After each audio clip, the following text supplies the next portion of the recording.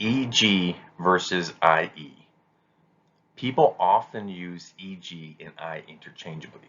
However, they do not serve the same purpose. So the question is, what is the difference? Now, let's answer that question.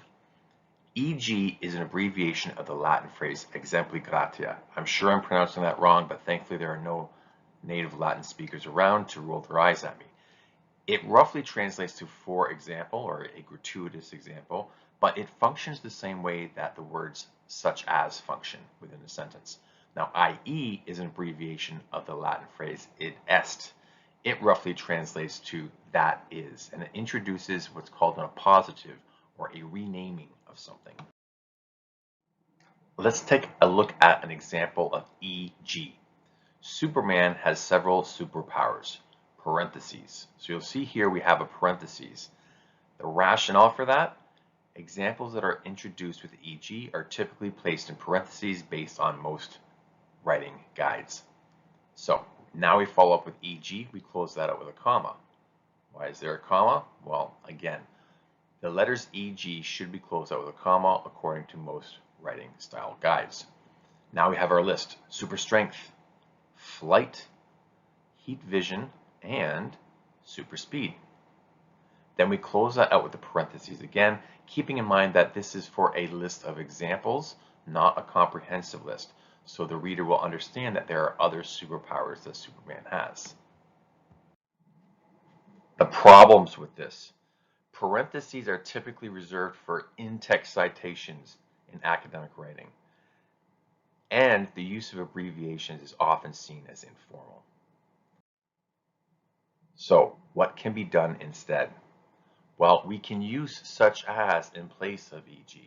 For example, Superman has defeated several supervillains, comma, such as, and now we have the such as following a comma. In place of the EG, we don't have to put it in parentheses. Now we have our list: Lex Luthor, comma, Brainiac, comma, Bizarro, comma, and Zod. Let's take a look at an example with IE. Gotham's supervillains have been stopped by the city's Dark Knight. Semicolon. Now notice we have a semicolon here. The rationale behind this is that IE, which is an abbreviation of that is, establishes an independent clause or a complete sentence. For example, that is great. Therefore, a semicolon should be used to link the clause before IE, the sentence that comes before IE, with the clause that is attached to the IE. The same way we would have a semicolon between two complete sentences. So then we have IE and a comma. Now you might be curious as to why there's a comma, because if we have the phrase that is, we typically wouldn't have a comma after the verb is. But this comma is here, and that is because according to most writing styles, and I'm not sure to the reason, like EG, the letters IE should be closed out with a comma. So then we have our appositive, which is a renaming of what we just mentioned, Batman. So Gotham's supervillains have been stopped by the city's Dark Knight, i.e. Batman. The problems with IE. The grammatical rules for IE are inconsistent across various writing styles. Some suggest introducing it with a semicolon, others suggest offsetting it with parentheses. Therefore, it's not going to be possible for you to satisfy the expectations of all readers. And in addition to that, we also see how that use of the comma with IE is inconsistent with how we typically frame independent clauses. But more importantly, like EG, the abbreviation IE is often seen as informal. So, what can be done instead? The easiest solution: use a colon.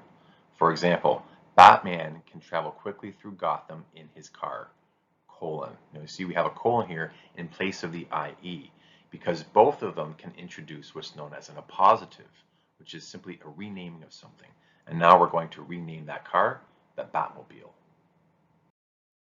Now, let's do a quick summary of what we just covered.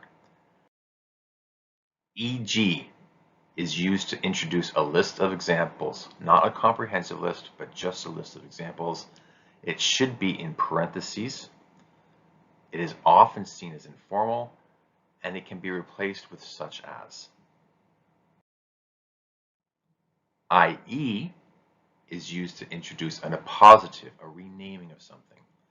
It should be introduced with a semicolon, according to most grammar styles. It is often seen as informal as well, and it can be replaced with a colon. So if you have any questions, feel free to leave them in the comments below. I'll get back to you as soon as possible. I hope this video is informative. And until next time, take care of yourselves and each other.